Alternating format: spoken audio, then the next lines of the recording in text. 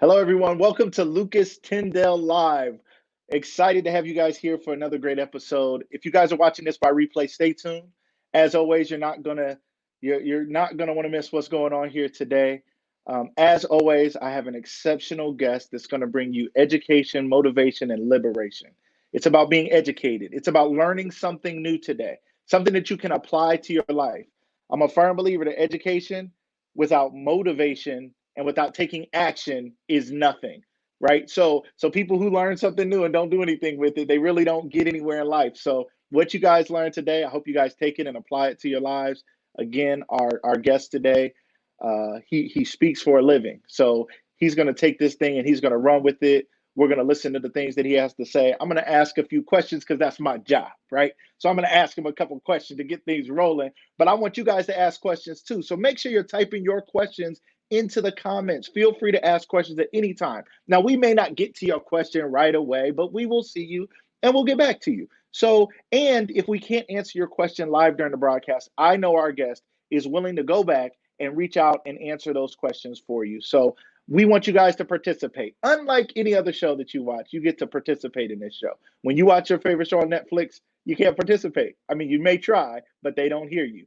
When you watch your favorite show on TV, you can't participate. Again, you may try, but they don't hear you. When you call into your favorite radio station, you hope that you're the ninth caller, the 10th caller, the 20th caller, that maybe, just maybe, you'll get on the show. Well, on Lucas Tyndale Live, you participate in the comments and we will recognize you. We'll say hello and we'll invite you into the room. We want to invite you into this space. This is broadcast around the world, yet it's an intimate space. We are in here together to be educated, motivated, and liberated. Somebody's going to be set free with what they hear today.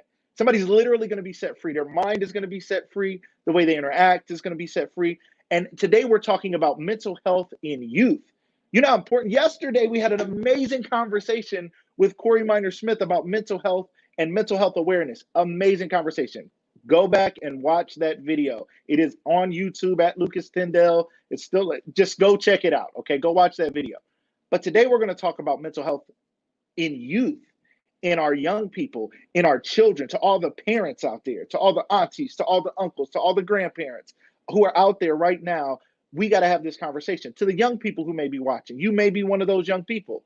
We may be talking about something that you're going through. We may be talking about something today that your friend is going through. Today, we're also going to talk about suicide prevention. We're going to talk about giving back to your community. And we're going to hear a great story from our guest today about his life and his experience. It's going to be deep. He said he's not afraid to go deep.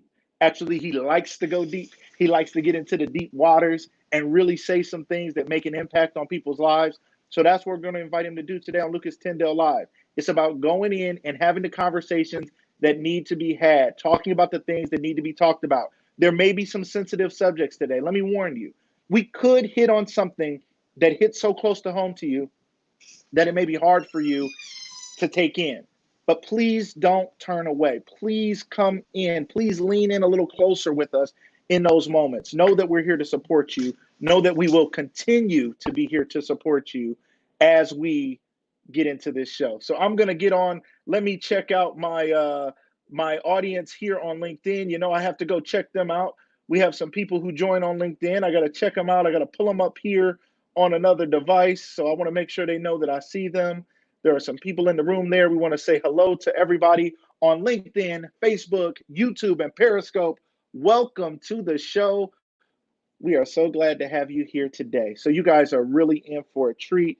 Everybody who's coming into the room, Alyssa, Sarah, Corinne, those who are making comments already, we thank you. And again, those of you who are watching by replay or you're watching this on YouTube, it could be years from now. This information is still going to change your life. So stay tuned for a great show today.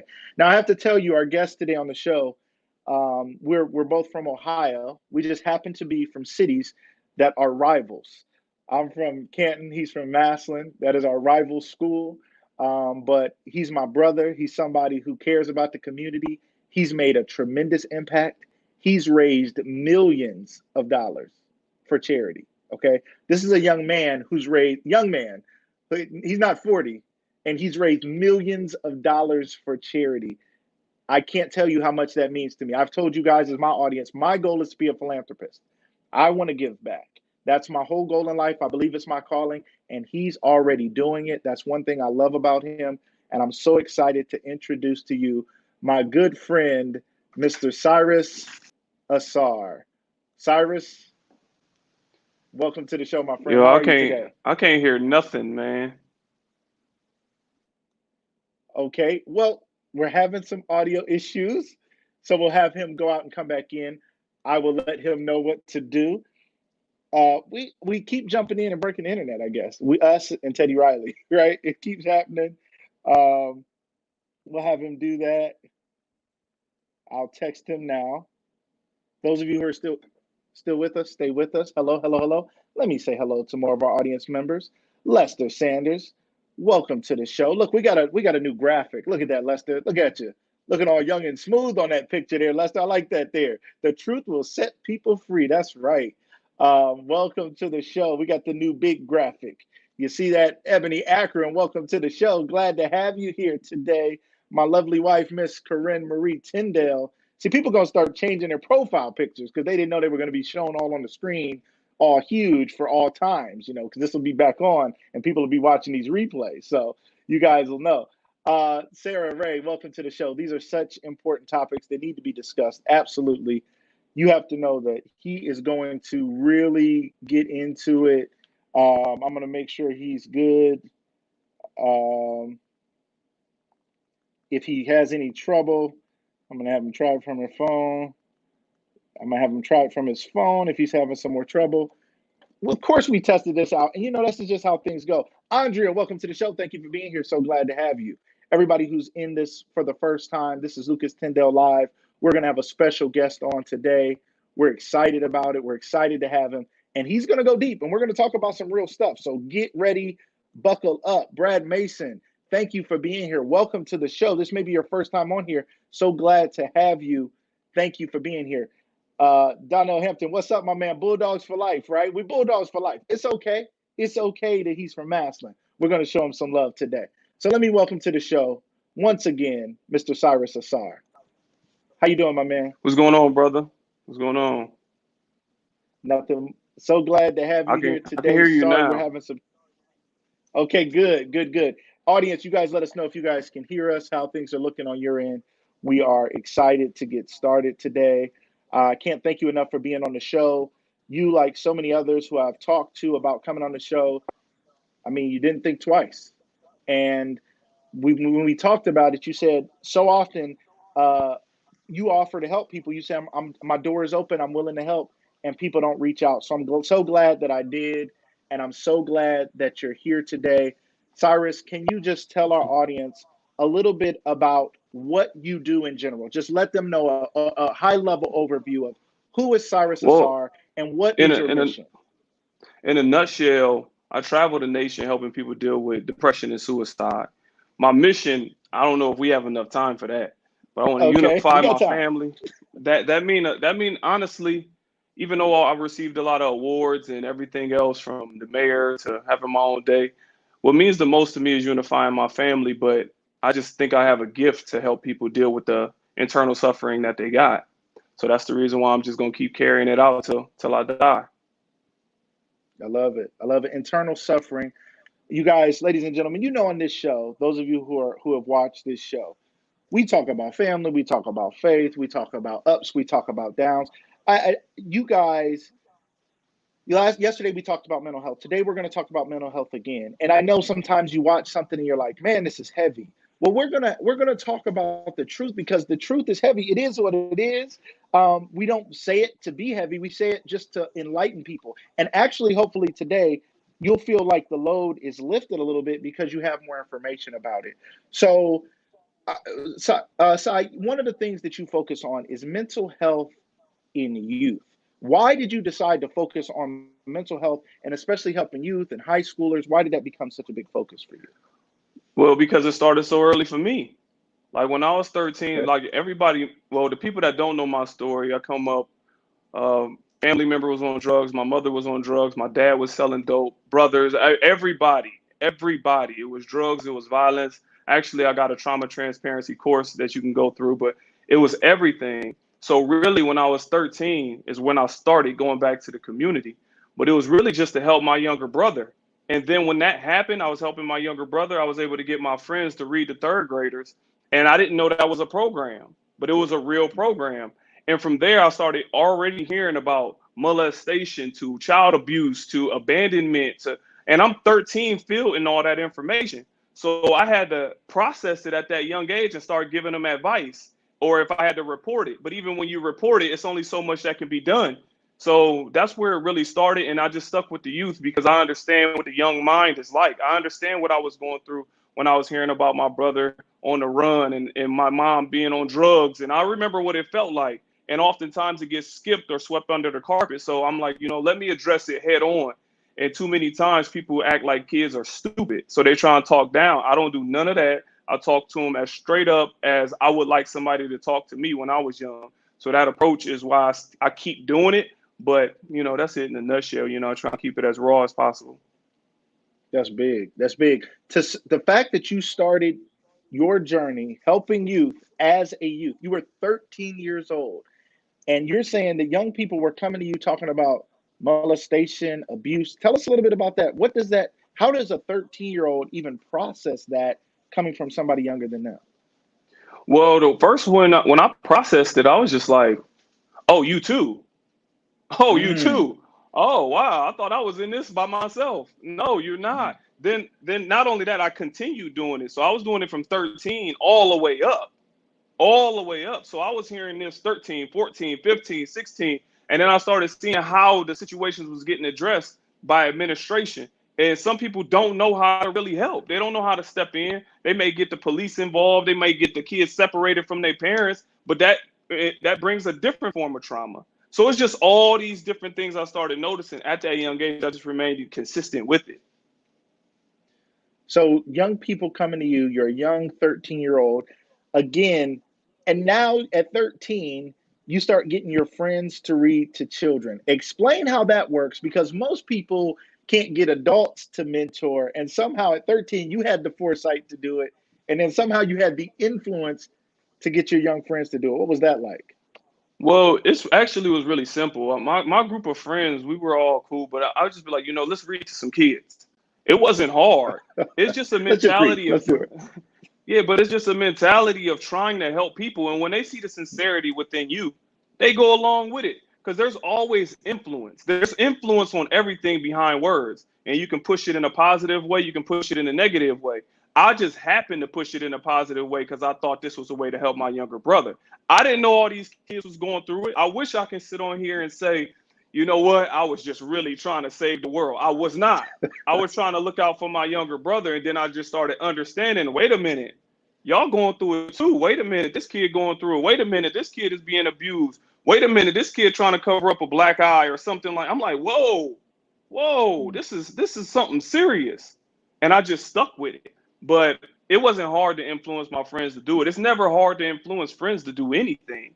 So if I told my friends come along with me to ride a bike to go hook up with some girls, they gonna do it. If I tell them at that young age, let's go throw some rocks, they gonna do it. We just trying to look for something to do. So the fact that I just said let's go read some books to some kids, they was down to do it. So it wasn't I it wasn't love too it. challenging. I love it. I love it. All the young people who may be watching, and to the parents, getting your young people involved. I know a young lady, Sarah Ray, is on here, and her daughter, Naya, incredible young lady. She's a senior at McKinley this year. Shout out to the class of 2020, to all Always, those 2020 always, grads. Yeah, always get your kids involved as much as possible because it's going to teach them humility. It's going to teach them relatability because that's how we get through a lot of stuff is by relating to somebody that go through something similar or worse or sometimes a little bit easier. But that communication is everything. And it will teach kids humility because when I got there working at the Boys and Girls Club, that's what it taught me because I got a chance to see other people, somebody showing up with the same clothes every day. They got holes in them and whatnot while I'm complaining about my Jordans. You get what I'm saying? wow. It make you put things Yep, into perspective and humble yourself because you start seeing that other kids got it worse. Some got it better, but some people got it worse, and it put humility and humble into you.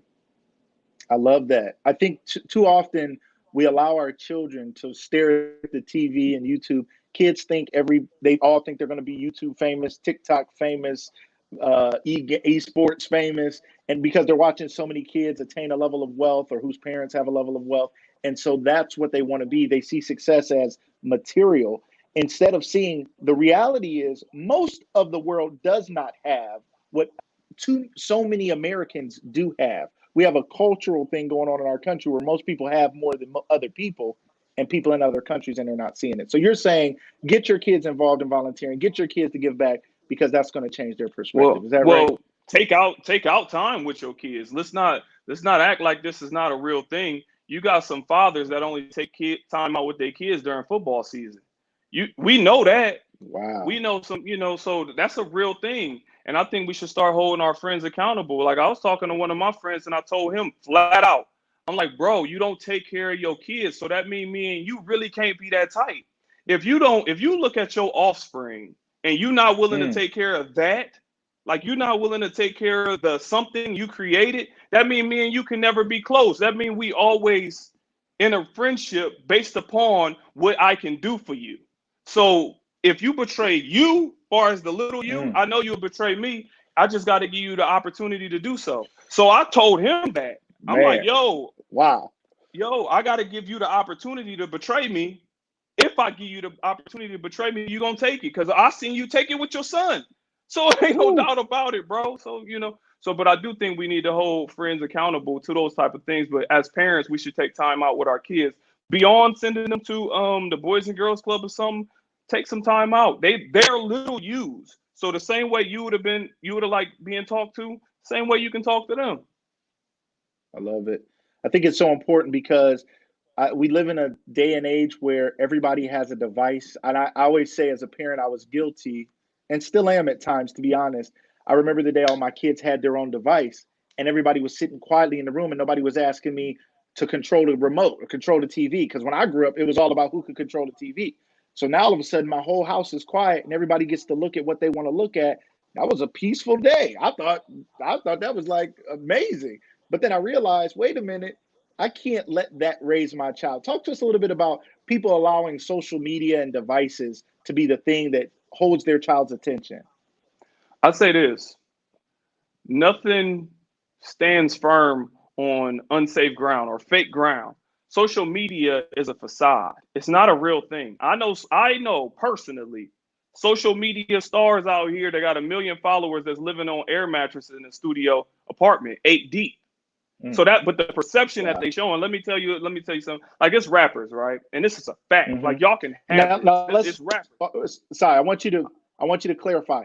You tell them where you live and how you're getting an opportunity to see this.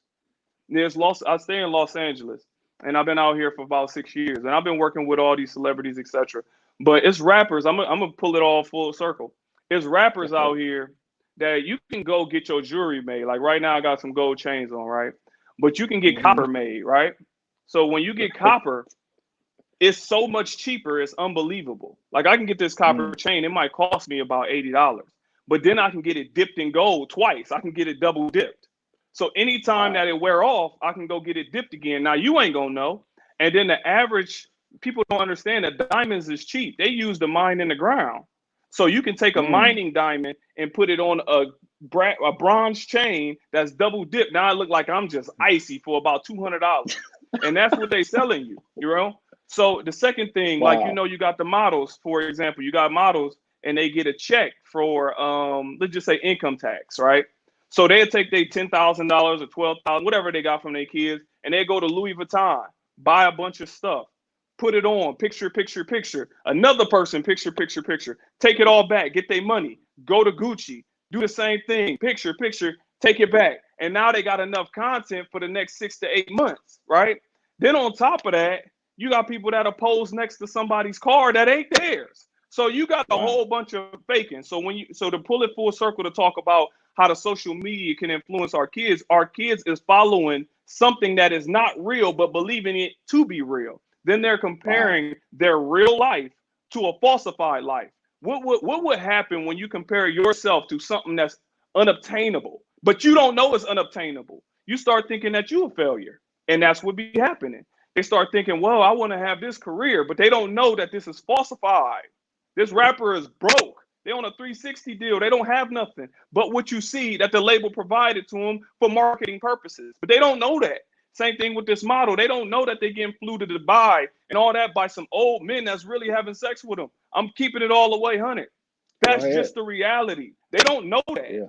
So they're aspiring to be that, but there's energy that comes into what you aspire to be. If I want to be a pastor, what I'm going to do is go behind other pastors and learn up under them. And that's the game I'm going to get. If I want to be a basketball player, I'm going to go what? Play basketball. And that's what I'm going to aspire to be. If I aspire to be a YouTube star, where am I going to get that game from in Ohio? Besides looking at something that I don't know is fake. So how does that Mm. resonate and how does that energy resonate within me? If I don't know something is fake, but I believe it to be true, Whew. I end up being fake too. I just be unconsciously fake. And that's what's happening to kids. I want us to just pause. Everybody who's listening to this, just like literally pause. Okay.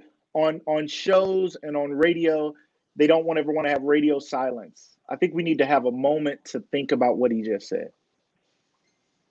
Like, just sit quietly and let that sink in. We're watching fake people, oh no, real people pose in fake lives, in fake situations with clothes they don't really own, living in LA. He's in LA. And he's going to talk. I'm going to have him tell us about his story and his struggle to get where he is today. But they're putting on this facade. You're scrolling through Instagram, model, Gucci, Louis Vuitton, all of this stuff. Our kids now adults maybe we're looking at it like we know what it's worth, we know what it is. It either Adults matters think to it's or it real doesn't. too. That's true. And then our kids are thinking, I gotta have it, gotta have it, gotta have it by any means necessary. Our young ladies often, and some young men, but our young ladies often are giving their bodies up. They're having sex with men and women and whoever to get things. Our young men are selling themselves out, selling drugs, getting into illicit crimes. All kinds of things are starting to happen. Then we want to talk about the trauma that comes with that type of thing. So Sai, bring us back around now. Our young people are being conditioned by a fake image, wanting to live up to it. What kind of trauma is that causing to these young people? Well, it's causing depression, suicide, anxiety. It's causing them all because one, like you're trying to plan for something that doesn't exist. So if I'm trying to plan for something to believe that it's real, planning for some usually how you see the future causes anxiety. How you see the past is depression. So we tell each other to live in the present, but you can't help but to plan for the future and you can't help but to think about the past. So when you're thinking about where you were to where you are now, not too many people do that. And if they do, they be like, man, I ain't made it nowhere. I'm at the same job. I'm doing the same thing. I got the same friends. Don't nobody love me. They start, that downward thought process. Then when they think Yep. about the future, they're aspiring to be this that doesn't exist. And then you going after it year after year after year. Then you look up and you still say, I'm in the same spot. Therefore, I must be doing something wrong. Something is wrong Mm. with me. They turn it inwardly and start destroying themselves. Something is wrong with me. When in actuality, there's nothing wrong with you. You just believe a facade. Again, I want everybody to pause and catch that. Our young people we're dealing with high levels of depression in young people, high levels of suicide. They talk about the impact of getting a like on social media, the dopamine hit that everybody gets. These young people and older people, everybody, to be liked is something that every human wants, right? We all want to be liked. We want to have a sense of community and belonging and be in a tribe. So to be liked is just innate in us. Talk to us a little bit about that, about what our young people are willing to do to get likes and what that's actually doing to them. Well, as I said earlier, you're willing to fake a whole life to get it. So that's one of the big things. And you say what they're going through to get it. Yeah, what they're willing to do to get it. I mean, the young women, they're willing to do pretty much anything. I've been at the bowling alley before, and it was Chris Brown there. It was what's his name from Wild 'N Out, Nick Cannon, and all these different people. And you've seen the girls flock. Like they're willing to give up their body. I'm gonna talk about men too, but they're willing to give up their body to say, I slept with Chris Brown. Forget Wow. anything. Forget anything. Just look at that value system. He can sing and dance really good, and everybody Right. know him. Therefore, I want to have sex with him. So that Mm. says something. Then, as the young men, they see that young woman that they like want to sleep with Chris Brown. So let me emulate Chris Brown. So even if I Right. gotta fake it, so that's what is really happening in a nutshell. I can go on and on. I'm trying to Right. give you the answers concise, so we I can keep it moving. Listen, I appreciate you, and I appreciate you expounding on it because a lot of us, you're from Ohio, I'm from Ohio. A lot of times, and we're watching people are watching us from anywhere around the world, but everybody doesn't get to see that LA lifestyle. So it's so important because a lot of the images, Hollywood is there. A lot of the things we're seeing on TV and Netflix and social media are coming out of LA. These YouTube stars are moving to LA and, like you said, living together, sleeping on air mattresses, but that's not what they're showing us on the video. So I think it's so important that you spread this message out just to let everybody know the reality of it. But to bring it back for you, let's go back to your childhood again and talk to us a little bit about what you were going through. I understand that there were some things going on with your dad, some things going on with your mom. I want to paint a picture for people so they understand you weren't always who you are today and you didn't get here by some easy road. Help us understand your childhood a little more. Well, I can tell you the first story. When I was about 6 years old, I'm sitting down and I'm playing Nintendo. Right, I'm playing it with my older brother. I hear a knock on Mhm. the door. I get up to go check who it is. I'm like, let me see who this is. I open the door. It's one of my uncle's friends. All right. And he like, somebody that has bought me ice cream, somebody that has, gave me birthday money, things like that. And he like, is your uncle here? I'm like, yeah, he right here on the couch. Boom, they kick in the door. They put guns to my head, my brother's head, and they end up beating my uncle up. And I remember thinking at that point, I'm like, who puts a gun to a 6-year-old's head? Like, why? What do you get out of that? What threat am I?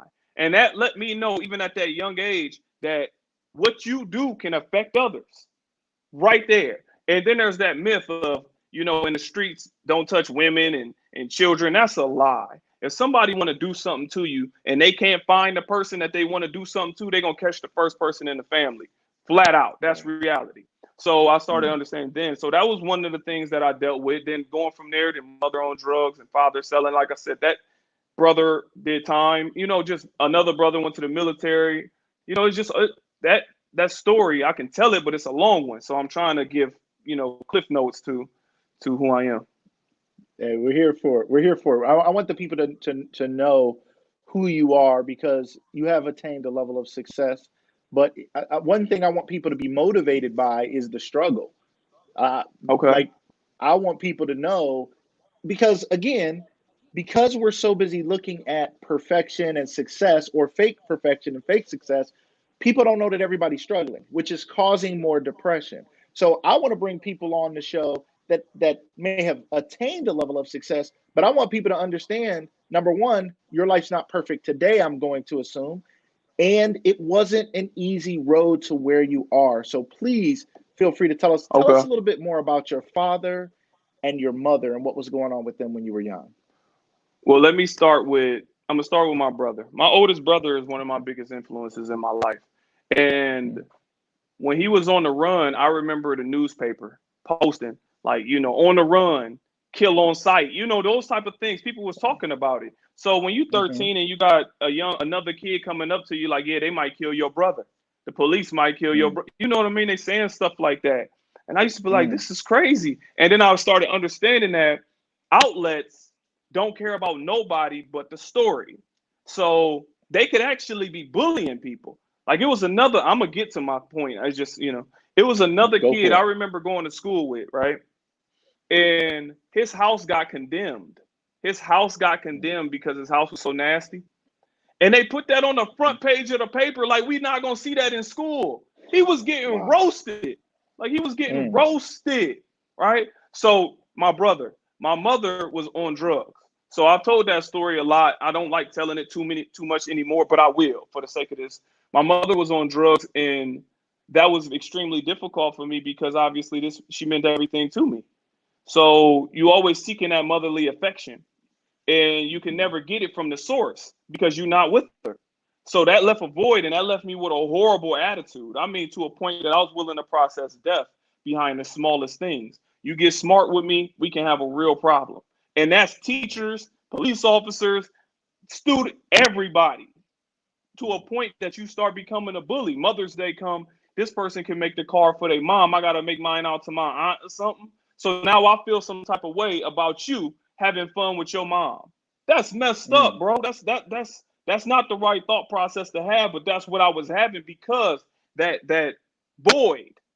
Because I was like, dang, don't nobody love me, especially a woman. She don't love me. That was what I was thinking.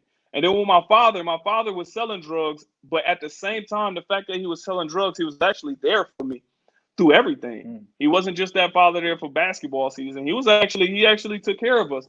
But one part that just it always affected me was getting older and then having 13 to 20. I had backpack giveaways, coat drives, Easter egg hunts.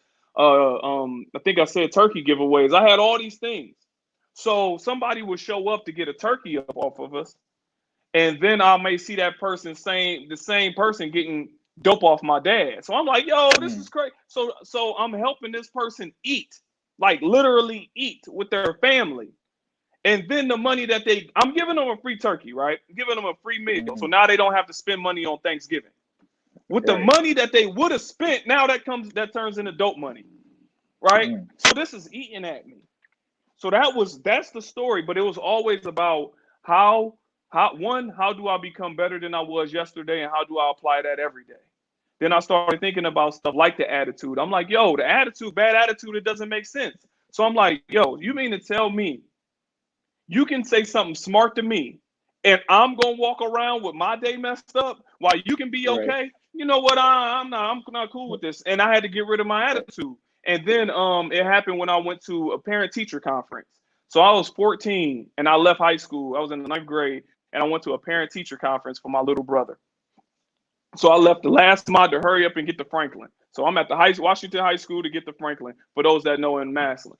And I get there, and teacher is telling me, your little brother, you got a bad attitude, all these things. And I'm sitting here trying to check him, like, man, you got to work on your grades. You need to work on your attitude. And I was a hypocrite because I Wow. got the same things, bro. So I was like, no, I got to tighten up because I'm not going to be that dude that's going to be out here telling people what they need to do that I'm not applying myself. And that fixed me young. So even now, I won't tell you to do something that I won't do. I'm not going to represent myself in any way that is fake, you can say. I'm not going to be no hypocrite.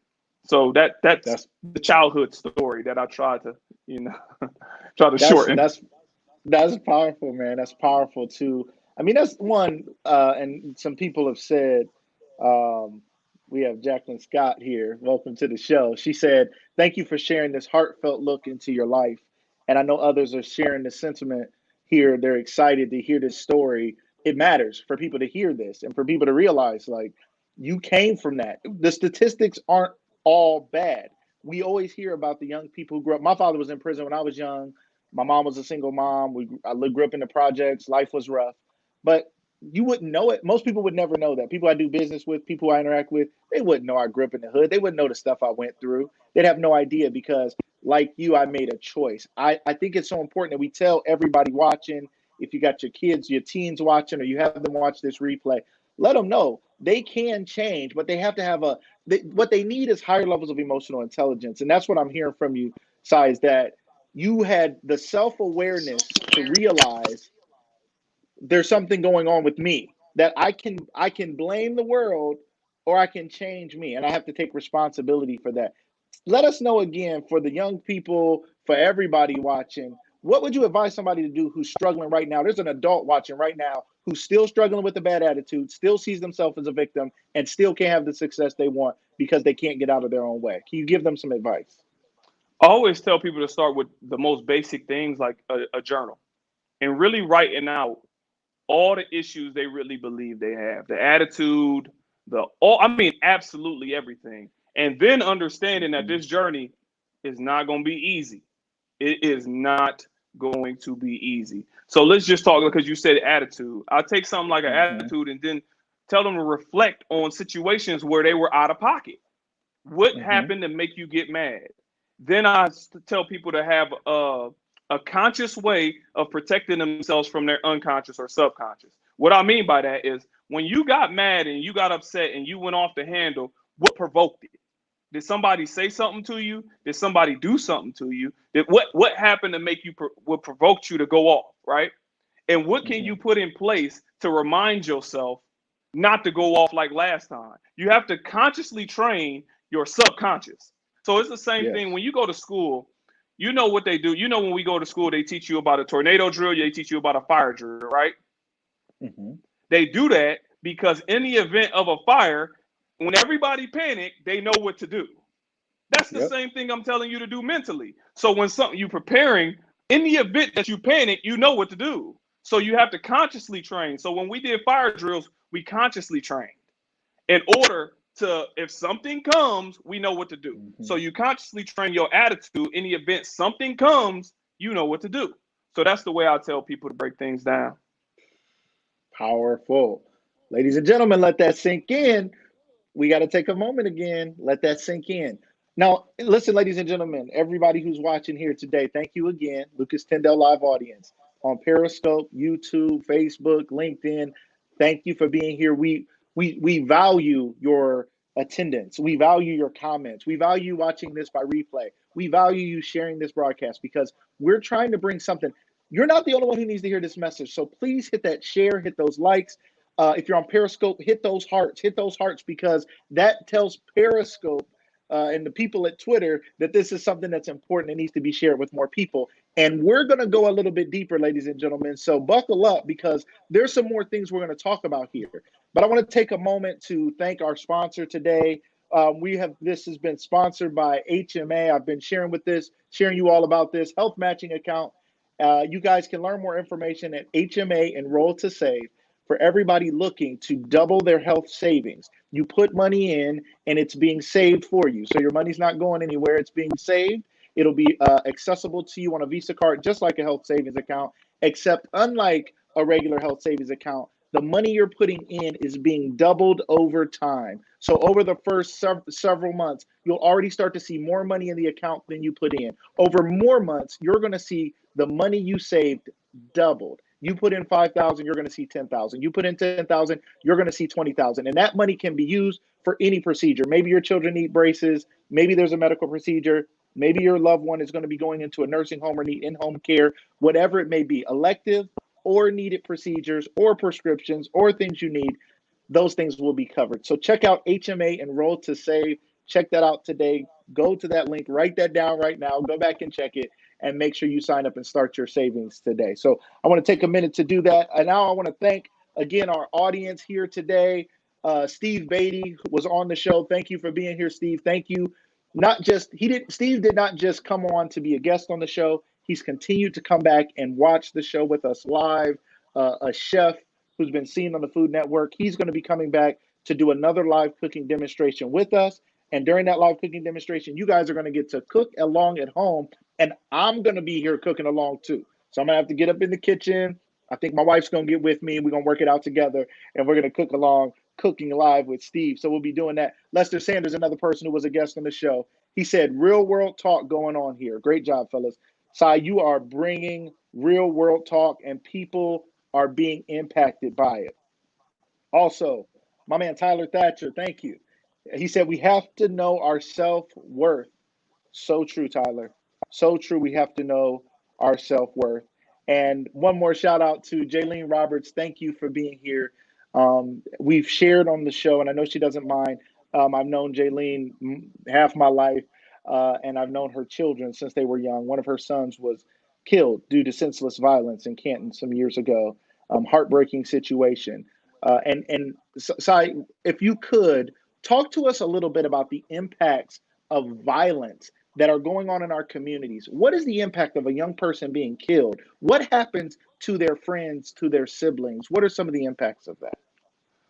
Well, it's pretty heavy. Man, I done had it happen all the way around the board with me. Family members Mm-hmm. committing suicide, senseless violence. I mean, a whole bunch of things. All I can speak on is how it affected me. And I can tell you how it affects the community as well. But personally, how it affected me was it honestly made me get cold. It made me start Mm. becoming, it's like this is reality. Because not only that, we see it every day on TV too. We get numb to it. Every time we Yeah. scroll down Facebook, we seeing somebody get their head knocked in. We seeing what the police is doing to us. We seeing all these things that's happening. And then we're getting reports of black on black violence. And then we get manipulated in so many different ways that it's unbelievable. But how it affected me is I started getting numb. I started being like, it is what it is. You know, I've seen it so often. I done had my best friend die, my dad die, my grandma, my uncle, suicide, cousins. I mean, I done seen it all so much that what it did for me is kind of like war. It's like PTSD, but you learn how to control it, you know, because you've seen it Mm. so much. So for what it's doing for the community is kids learn through emulation. So no matter what, you still have this testosterone. You want to prove that you're a man. So what happens when somebody disrespects your manhood? You usually gonna retaliate in the way that you understand. So if I grow up in the community and all I see is violence, then I go on TV and all I see is violence, then I look at movie and all I see is violence. It's programmed that if somebody disrespect me, I gotta give them some violence. So that's what's happening in the community behind senseless violence and violence in general. Thank you. And let's take this to a discussion on suicide. And one thing I've learned about child trauma is that homicide and suicide are very close feelings. Sometimes an angry child, they don't care about living or dying. That's why they're great candidates to get in gangs. A lot of young people who get recruited by gang members, there's some issue with the family. They don't care about losing their own life, so they don't have a problem going standing out there in the street Hold and on. shooting. Hold on, that's not the case. Let me tell you something about that. This is what I found out when I got here. I didn't know. I thought like Okay. that before I got here. Um, the kids out here, it's the biggest homelessness out of anywhere in the United States. So Okay. you got kids that'll get bounced around. Please don't think I'm exaggerating. You got kids that'll get bounced around 16 to 18 times. 16 to 18 times before they become 18 years old. So they Wow. with this family, this foster care unit, this here, this. So by the time they get 18, they still get put out on the streets with a couple $100s.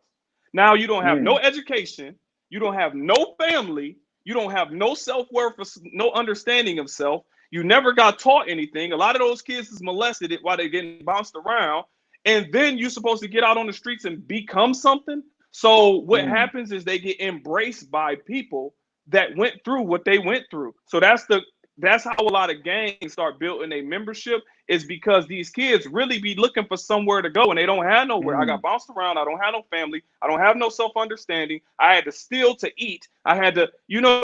got pipelined into a gang.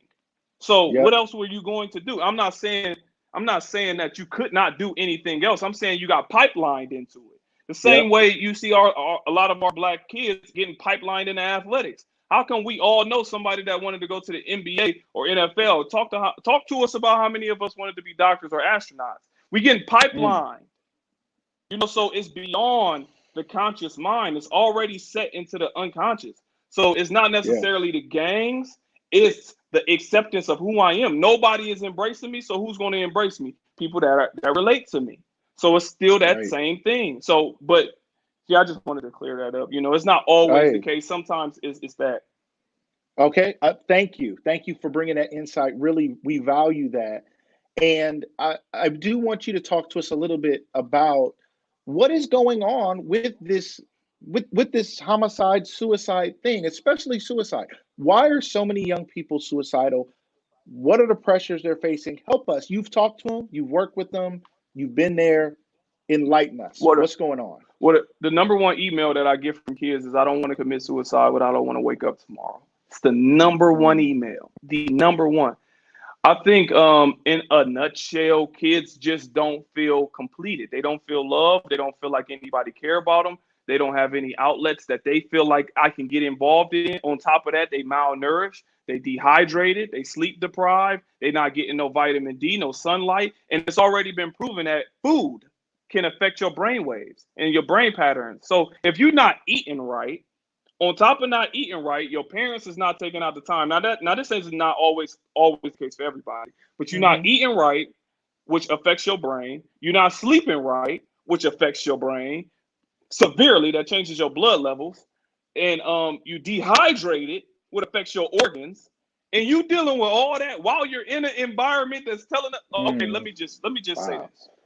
How many times have you told your child, you know what? I want you to do good in school. I want you to be good. I want you to be obedient. I want you to respect your elders. How many you said that? I'm not sure you said that to Yeah, your kids. But absolutely. how many times have a song told your daughter or son to do some work? Like, you know what a hook is? A hook is like, you know, like Lil Wayne hook is money weed, money weed, money weed. Dog, that's being said every single time. That's getting said 100 Yeah. times before they get to school. You told them one time, two times, maybe Wow. three times that you love them. But Nicki Minaj is telling young girls to pop it 100 times before they get to school. Your message is getting drowned out, bro.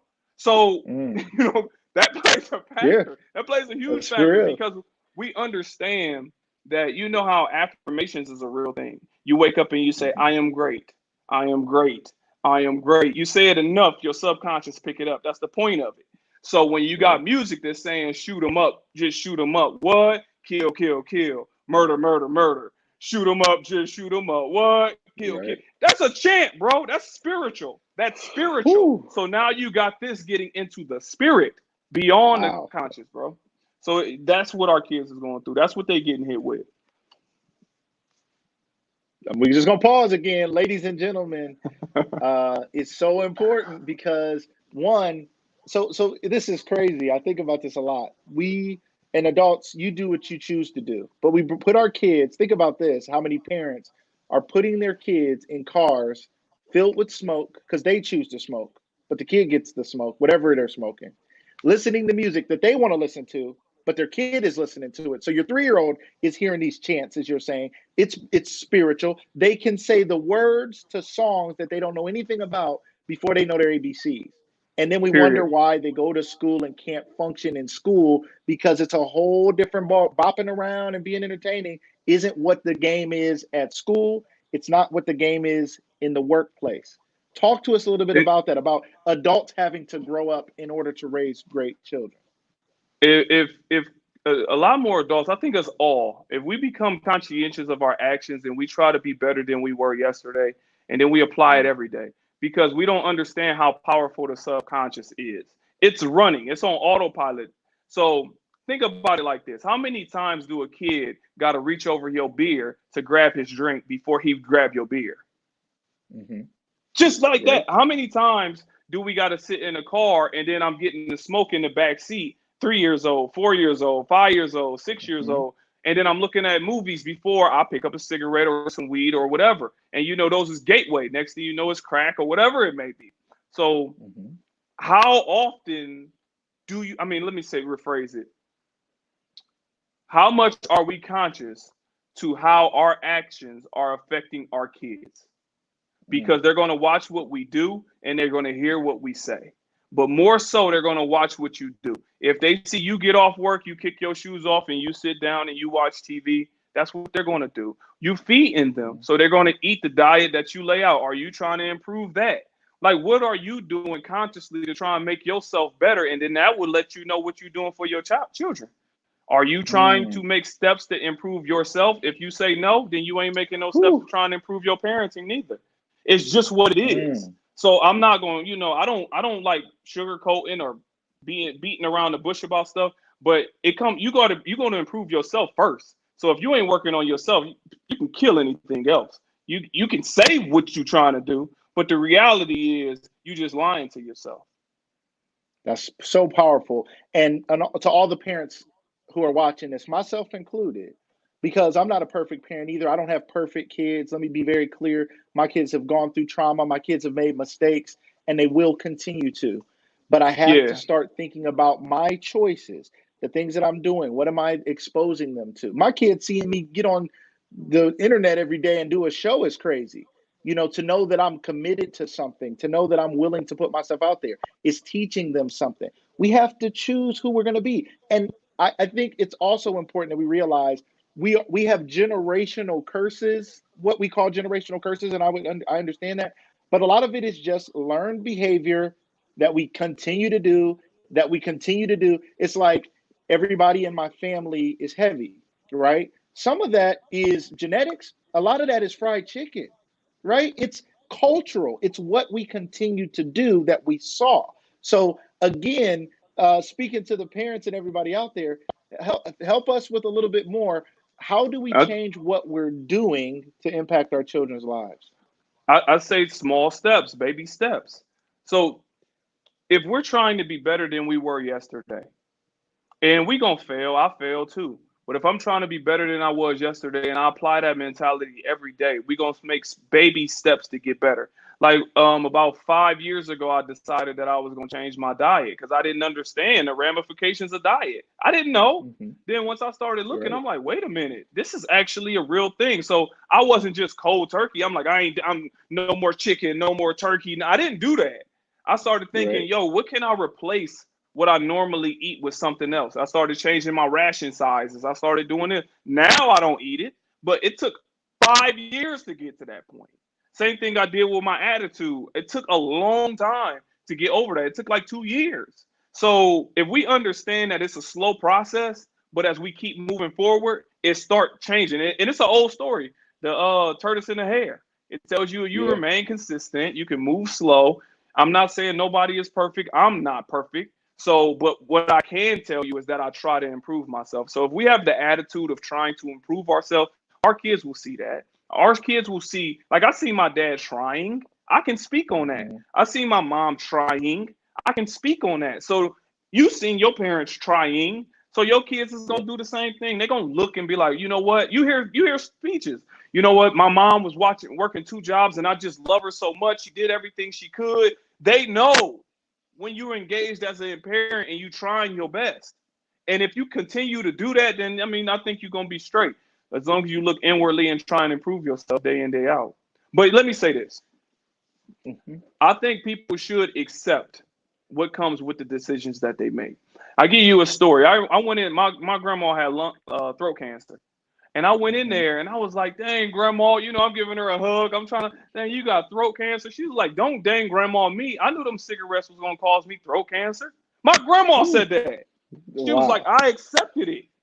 I knew those cigarettes was going to give me throat cancer or lung cancer. I had the potential. So the fact that I got it, don't baby me.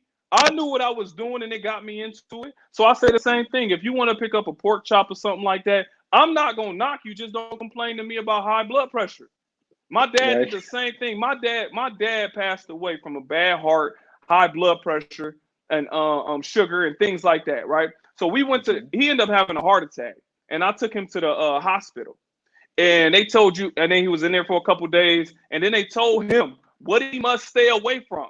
Stay away from this. Stay away from this food. Stay away from this. As I took him out the hospital, he like, let's go to IHOP. I'm like, all right, cool. We get to IHOP. He like, let me get bacon. Let me get another side of bacon. I'm like, they just told told you you. you Mm, cannot eat this. They just told you that. He like, well, I ain't right, had it in a long time. I'm like, what do you mean by long time? Do you mean like when you got out of the hospital? Like you still got right, the band on your wrist. So that was right. a choice he chose to make. So since he chose that, I'm like, all right, I'm cool with it then.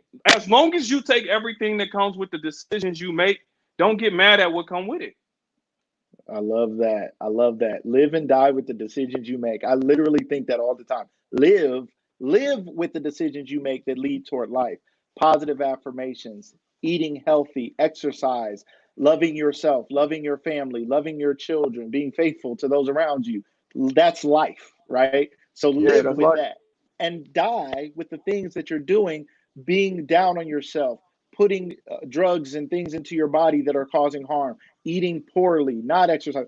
Those things are death. So live and die with the decisions you make. it's like Audience, I want to thank you a guys again. Go ahead. I talked to a heroin addict.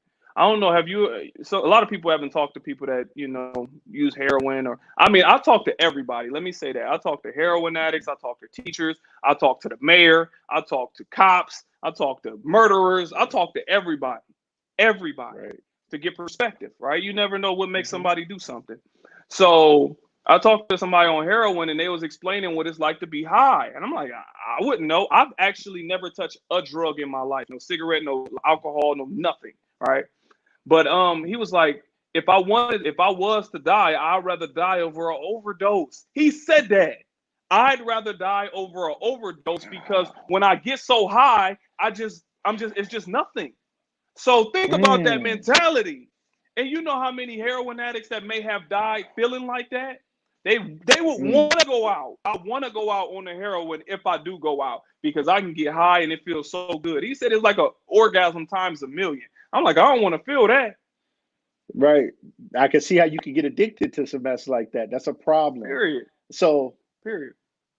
I want to thank our audience again, those of you who are watching on Facebook, those of you who are on Lucas Live Media on our new Facebook page, everybody who liked that, thank you so much. Those who shared the broadcast, maybe you're watching this, somebody else shared it, maybe somebody else is doing a watch party. Thank you all who are doing everything you can to continue to spread these great messages and these great guests that we're having here on Lucas Tyndale Live. We're going to continue to go Sunday through Thursday at 7 p.m. Eastern for the foreseeable future. I'll let you guys know if we change anything up. But Sunday through Thursday, 7 p.m. Eastern. I want to shout out again, Jackie Scott in the house, Corinne, Brad Mason, thank you for being here. Angela Hardesty, Pastor Richard Bennett, always thank you for being here. C.E. Douglas, I think you're new to the show. I want to thank you for being here. We're so grateful to have you. And to all those out there who haven't made a comment, who I can't see that you're here, but I'm grateful. Andrea, again, thank you, thank you, thank you.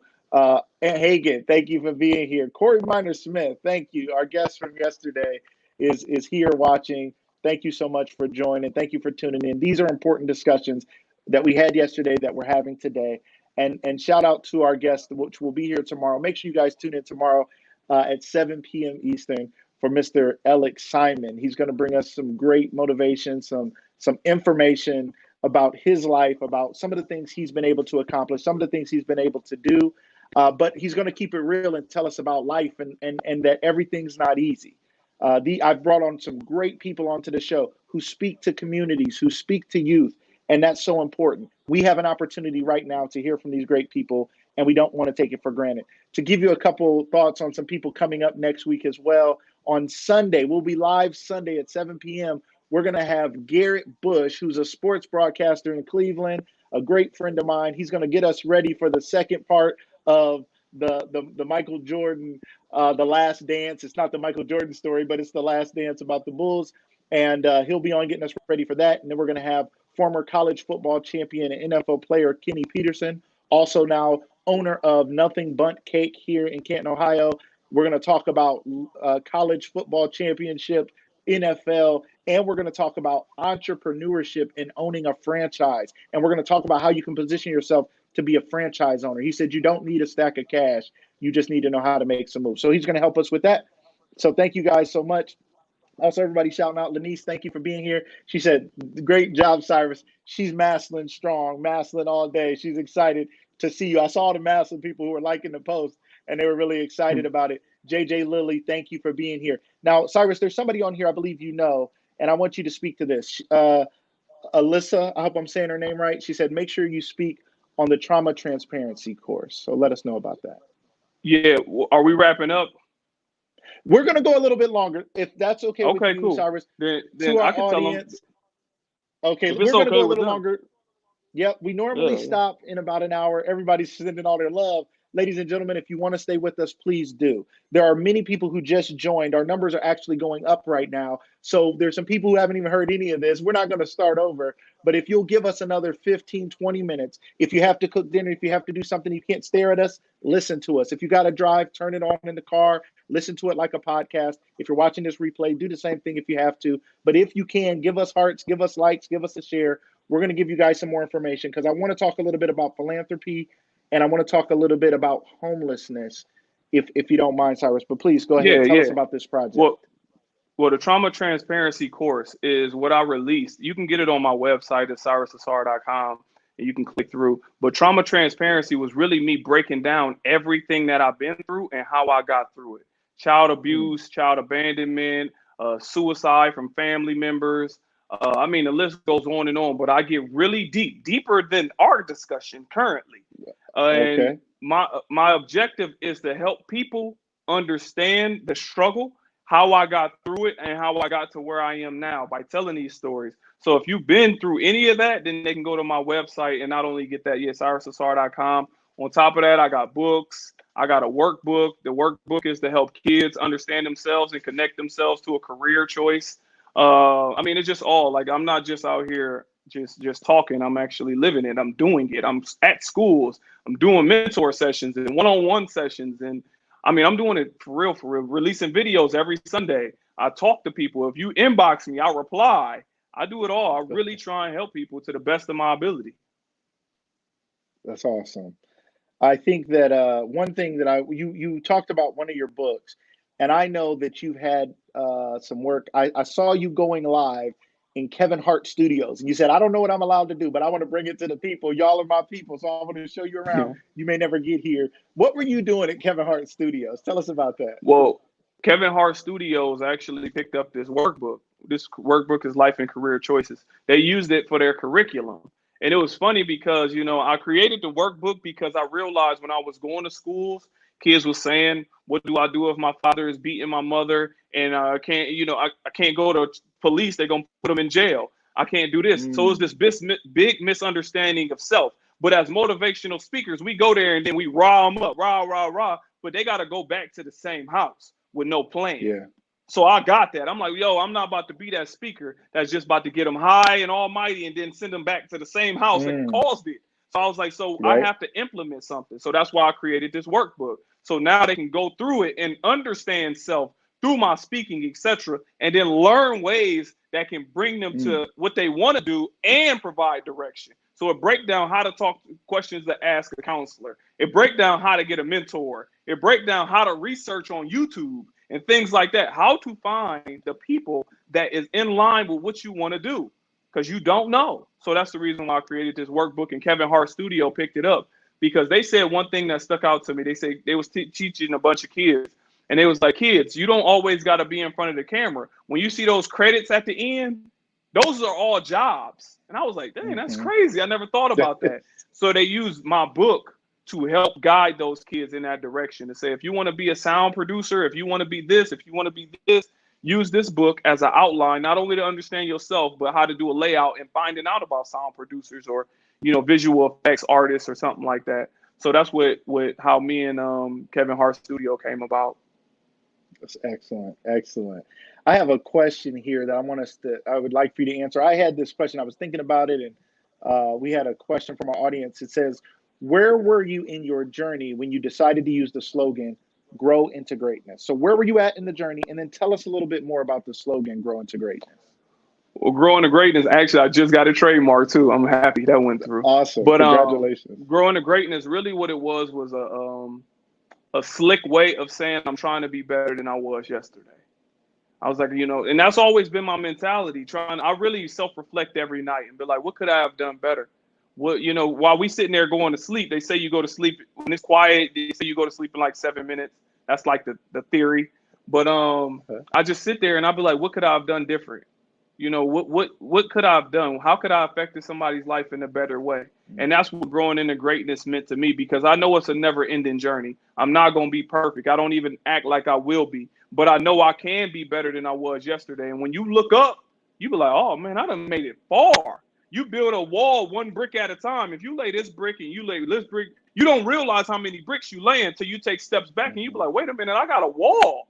So that was my journey, and that's what growing to greatness means. Just being better than you were yesterday. And that merchandise, you have Growing to Greatness t-shirts, hoodies, you have one on now. You can find that at cyrusausar.com. Ladies and gentlemen, let's support him and what he's doing, and know that a big part of what he does is giving back. So if you could tell me a little bit, I just want to hear a little bit about the philanthropy piece. I understand that something happened between hometown and Hollywood, and something about a bike ride across the country. I asked you personally because I heard about it, but I asked you personally, what was a motorcycle? What are you talking about? Help us understand bicycle, what you but did. To tell you about the philanthropy, it first started out, I'm the youngest recipient of the humanitarian award for the state of Ohio. And that came through the Ohio Hip Hop Awards and Damon Mumford or whatnot. And that happened when I was about 21.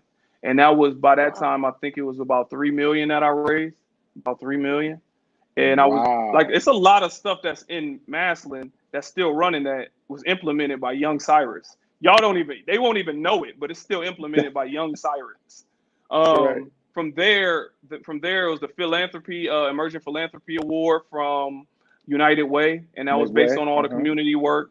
And I ended up getting my own day for November 10th from this bike ride. But the Amazing. bike ride was a 40-day journey from Los Angeles to Ohio. And the reason why I did the bike ride is because I actually had a conversation with one of my friends. His name is Norris Cole, actually the point guard for Miami Heat during them championships. Right. But I was talking to him, and I'm like, I'm getting all these emails from kids, and I'm getting frustrated because I'm like, I don't know how to get the message out. I see what's happening, and I see why it's getting swept up under the rug, because administration don't want to talk about it, because that means it be happening in their school, and they would have to Mm. address it. So they don't want to address it. Then you got these people that know what's going on, and they won't say nothing. I'm like, wait a minute. So the people that they're going to help for won't give them help. What are they going to do? If I'm a child, you know how frustrating it'd be for a child or a parent that's seeking help for their child, and they going here, here, here, here, here, and they can't get no help. So I Mm. started seeing that, and I embodied that frustration. So I was like, how can I bring more attention to what's going on? So I was like, you know what? What about, I was throwing out a bunch of ideas, and I was like, what about riding a bicycle from Los Angeles to Ohio, back to my own roots? And I was like, how long would that be? So I'm sitting there talking to him, and I looked it up, and it was 40 days. So I was like, oh, this is symbolic. I gotta do it now. 40 days, Gotta 40 do it. nights. I was like, oh, I gotta do it now. So we embarked upon that journey, but it was challenging, because not even the bike ride, but it's challenging all the way around the board, because it's me and my business partner Grizz that's over here, and we getting ready to take off. You can't even tell nobody. You can't even post, because you got to tell people I'm about to be out my house for 40 days. So you can't even. I was Right. like, I can't even publicize it, because I'm like, I can't tell the Wow. world I'm The not whole gonna be world. home for 40 days. Right. You know what I mean? So I got to Right. figure Come out take ways my to stuff. maneuver. And I was like, dang, how do I do this? I'm like, how do I post? I mean, we really had to strategize this, because I was like, even when Right. you 15, 16 days in, you still ain't gonna be home for another month. So I was like, no, Right. I can't let people know what's going on like this. But at the same time, you want to let people know. And then when I got in November 10th, my brother died. So, I was like, Mm. this is heavy. So my brother died. They gave me my own day, Cyrus, Harper Day, but it's Cyrus Ausar, and November Mhm. 10th. But then my brother died that same day. So I was like, this is crazy. I'm getting in from trying to help people. My What year brother was this? died. It was a few years ago. Yeah, I thought so. Yeah. So Yeah. my brother died, but I got in that same day. So Powerful, that man. was, A bike ride from Los Angeles California to to Ohio. Ohio. That's an Yes, sir. incredible thing, an incredible feat. The amount of money you raised by 21, I didn't know that. I know that you raised millions, but I didn't know you had raised that much at that age, which shows the power of the will to do something and get something done. There's no limit. People say age ain't nothing but a number when they dating, but they don't say it when it comes to success. They say, "Oh, well, Yeah. nobody's opening doors for me. Nobody's giving me Fun- opportunity." You just went for it. Fundraising, honestly, fundraising is all about positioning. How you want to position it. But when you younger, when you raising a lot of money, this is, I don't even know if I want to say it. Say it. Uh, when you raising a ton of money, man, it comes with a lot of deceit. Mm. It's just what it is, man. It comes with a lot of deceit. And I understood that later. I didn't understand that during the process. That Mm. I'm sitting here literally devoting my life to helping kids, and I didn't know. I was throwing tours and with MGK and all these things, and giving that money Uh-huh. back to the Boys and Girls Club, and then, I mean, I was doing so much, but I started understanding how they really raise millions. And I was Mm. like, oh, do I want to be a part of this now? So Mm. I kind of branched off, and I can Right. get into that another time. But it's, I can get into it, but I kind of don't want to right now, Okay. because I Well, don't want people to, it sounds like you're willing to come back another time. I appreciate that. That's what I was hearing. So I really, really appreciate that. I want to thank everybody again who's here, and I want us just to touch on one more subject before we go. It's important that we motivate the audience. It's important that we liberate them and help them to feel free. A part of your journey included homelessness, I believe, for over a year. Can you help us Yes. understand how that happened, what that was like, and how did you get up out of that situation? Well, I left. I was in Atlanta and I decided, you know what? I'm not doing no more destruction in my life whatsoever. I'm not stealing a grape off a vine at Walmart. I'm not Mm, doing nothing. So I gave right. up all my money, all my clothes. I gave up everything. And I literally decided that I was going to leave Atlanta to go to Los Angeles, and I had $88. I didn't even have enough money to make it. I was just like, I just know Mm, I'm not doing no more destruction to anybody. What I'm going to represent is myself in the purest form. If people don't like it, that's fine. I, I don't have nothing. I'm naked. That's what I'll be saying. I'm naked in this world. I unveil it all. You can mm-hmm. have it. So when I left, Okay. I literally didn't have enough money to make it. Then on my first stop, I was stopping in Dallas, Texas. I tell this story all the time, but I stopped in Dallas, Texas. I get a Yeah. call from my younger brother, and that's the one that I was taking care of. And he was like, "What's up, man?" I'm like, "I'm on my way to LA." He like, "Why didn't you tell anybody?" I'm like, "I ain't tell nobody because I know y'all was gonna try and convince me not to go." And you know, the people Mm-hmm. that always have the best advice of what you should do is people that never done it. So I was like, I'm Yeah. not about to sit here and talk to somebody that ain't never went nowhere about a journey I need to make. So I was like, Right. I'm not leaving. I mean, I left. Then he was like, anything you need? I'm like, yeah, actually, I need some money. He like, you need some money? Like, I was always The having big money. brother. He like, so Right. what do you mean you need some money? I'm like, yeah, I gave up Right. everything. And then, that little selfishness, why ain't you give it to me? That type of stuff. I'm like, no, it wasn't about that. It was about clearing my soul. Like, I was reading books Mm, and praying and all that. I was like, I cannot involve myself in any destruction. And that's mm, a very challenging thing to do because we see what's going on. absolutely. We see what's going on at our job. We see what, if the boss is touching this girl, ain't nobody gonna report that. They don't want to lose their job. So, but Right. I started seeing this and I was like, you know what? I'm not doing any form of destruction. And that's when I went on a journey of being homeless. So I ended up stopping there, but he ended up sending me $125. That's what he said he had to his name. From there, I went to El Paso. And when I got to El Paso, I ended up hanging out with a childhood friend, a friend from college. And upon leaving, he said that I motivated him, and he ended up giving me $800. And I told him I can't repay you. So from there, I ended up going to Phoenix, Arizona, and I get to Phoenix, and I stay there for a couple days. And as I'm getting ready to leave, my aunt was like, "I want you to stay an extra day." So I stayed an extra day, and I woke up that next morning and had a flat tire. I was like, "Thank God I did not leave. I would have been in the middle Wow. of the desert with a flat tire, and Wow. there's no reception." And then I took this is how stupid I was. I took my tire out to put some clothes in because I didn't figure anything was gonna happen. This is how dumb I was, right? Right. So I end up going to, I wake up and I thank God. I was like, I ended up going to the closest tire place was a Just Tires. And I get Mm-hmm. there and I'm talking to the guy, tell me why he's from Akron, Ohio. He gave me a tire for free. And I was like, this is crazy, right? So I Right. end up going from there and then I went to LA. And as I'm getting to LA, I mean, I'm literally watching the sun drop at Venice Beach. And I'm sitting there thinking, like, what did I get myself into? My family is Mm-hmm. 2,500 miles away, and I don't have much Mm, money because I gave it all up, and I don't want to do any form of destruction. So that night, everything changed. I'm like, what am I about to do? So I decided, you know what? Let me go sleep at the hospital. I went to the children's hospital because I assumed that if you thought I was sleeping in my car at the hospital, you was thinking I was waiting on somebody in the inside.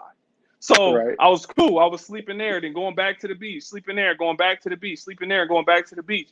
From there, I just started building. I was like, how can I implement myself in the purest form? Then I was like, let me get back to my community work. So I started giving everything. I started speaking. I started doing this, but I was still homeless. Then I ended up Mm, running into this guy at LA Fitness, and this was the turning point. I actually got it in my messages on Facebook, but this was the turning point. I ran into this guy at LA Fitness, and he was like, "Man, I really like your personality. I like your vibe. I got a job for you." And I was like, "What's up?" He was like, "I can pay you $65 an hour full time." I'm like, $65 an hour full time? That's good money now. He was like, right. I want you to be the spokesperson or pretty much do the rollout for a new liquor company in the black and brown community. I said, man, but I'm homeless. How many homeless people get offered a Are turning $65 anything an down. hour job? I turned it down. Whew. I was like, I can't do it. And that was the biggest turning point in my life. And then I realized, you know what? This is all going to work because I got tested. While I'm homeless, I got tested for a $65 an hour job. It's people that will take that now with the current job. Yes. But I'm homeless, Yes. and I was like, I can't do it. So from there, I started really devoting my time. I woke up every morning at about 6:30. I went to Panera Bread, and I sat down, and I was like, I'm not getting up until I finish a chapter in my book, period. I'm not moving until I finish a chapter. From there, I end up writing a book. And then when I took it to the school will buy maybe 1,000 at a time or 800. And then that might be a $14,000 check. So that's how I end up getting out of it. And from there, that was all she wrote. That was about 6 years ago. That's incredible. Ladies and gentlemen, please show some love, give some hearts, make some comments to withstand what he withstood, going from being homeless to being where he is today, from traveling around, talking to youth, helping them understand what's going on inside of them when most people don't understand it themselves, when most parents don't understand what to do about it. He's educating himself and positioning himself to help our kids. He's giving back to our communities. He cares about us because he's showing our kids love.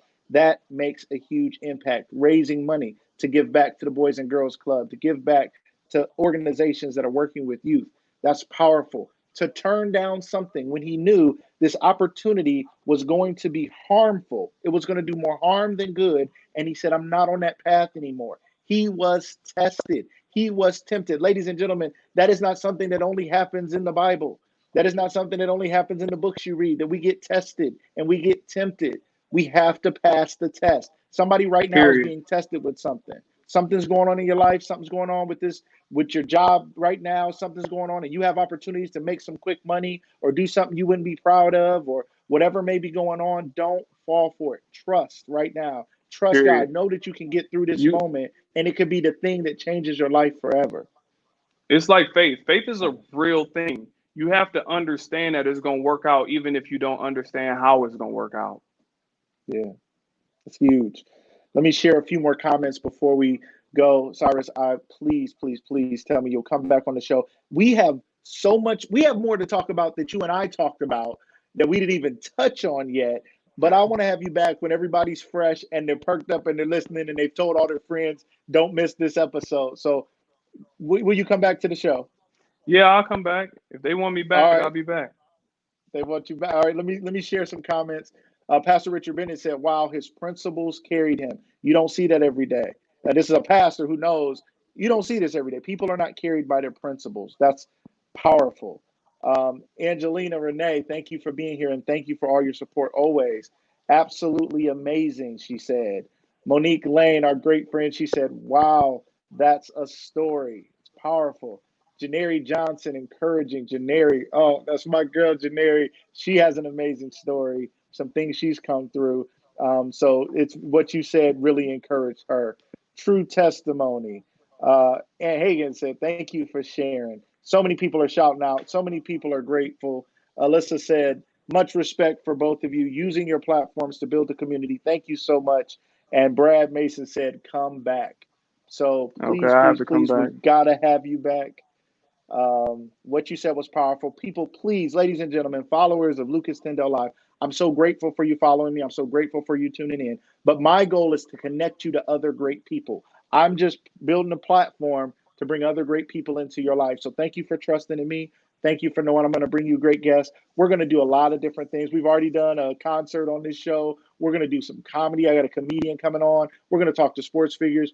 But conversations like today are life changing. So I want you guys to make sure that you follow Cyrus at Cyrus Ausar. He's on YouTube. He's on Instagram. He's on Facebook. He's on LinkedIn. He's everywhere you want to be. Go find him. Go follow him today. When we're done with this, go follow him on Instagram. Go subscribe to his YouTube channel.